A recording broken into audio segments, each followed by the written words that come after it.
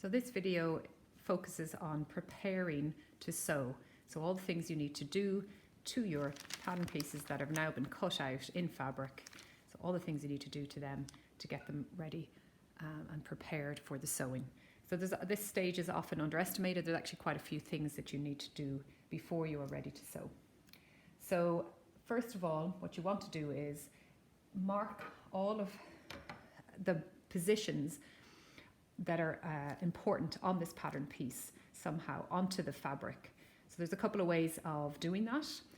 Tailor tacks, so marking with thread is one way, and also there is a snipping technique. So all of these lines have been extended, so these are all representing the quantity of seam allowance that's going to be used. So this is important to mark, so that when you take your pattern piece off, that you have a record of what the seam allowance is and the direction that it's going in. So the first thing you can do is snips. Now, in a way, it's just important to remember that snips are a shortcut. Really, all of these positions on your pattern are really important to mark, okay? And tailor tacking with thread going up and down, I'll show you that in a second, takes a little bit of time. So there is a shortcut, which is the snipping. So you can snip the ends of these, and they will represent, they basically point, the snips point in the direction of that. So the snips are very effective for anything that's somewhat 90 degrees or slightly off from 90 degrees. So as we can see from this snip or notch, so you basically, anywhere that you have a notch, you'd be snipping.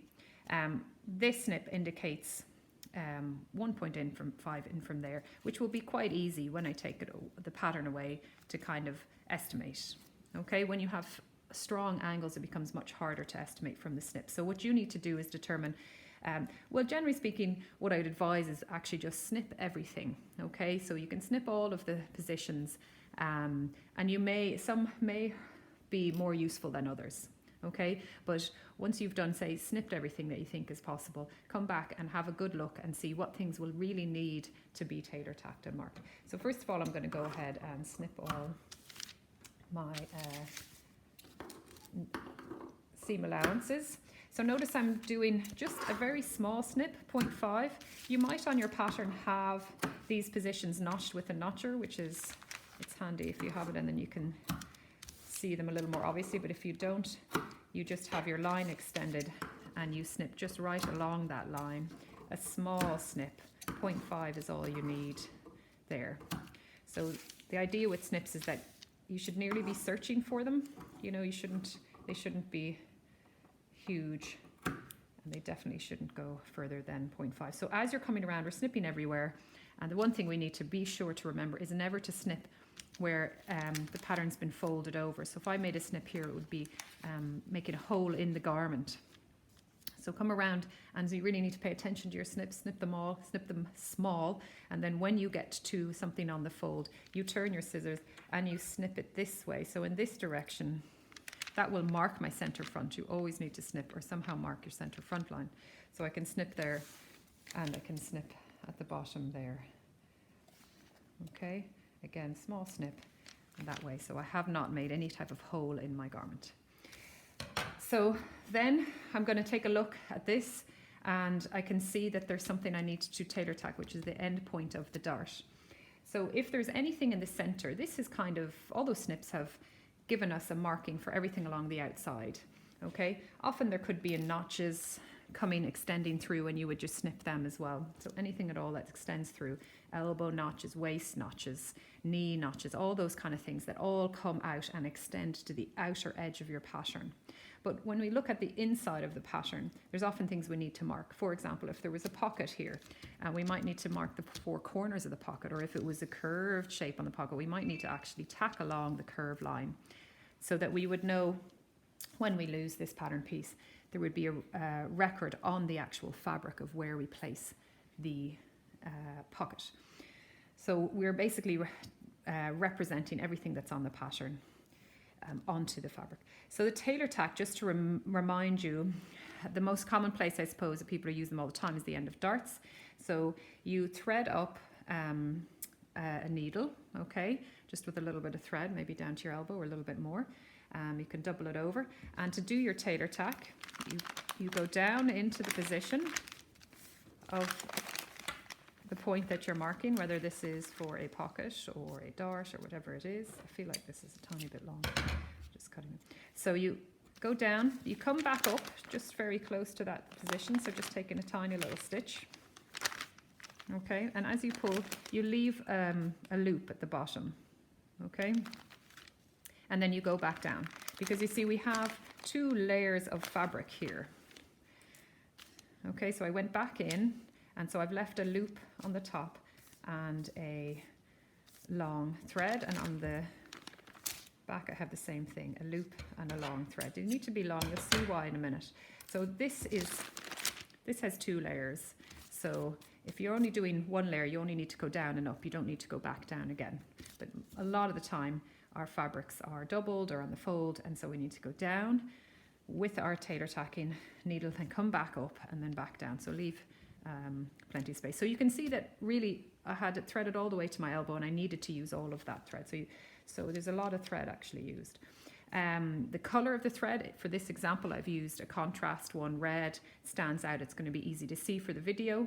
You can use that as well in your sewing, but sometimes, like if you were sewing a white garment and you were using a red thread to tailor tack, it might get caught up in the stitching and it might leave little flecks of red. So just you know, choose wisely depending on the fabric and the garment and what technique you're doing, whether you use a contrasting thread for your tailor tacking or a thread that's the same color. Okay, so I think that I have marked everything that I need.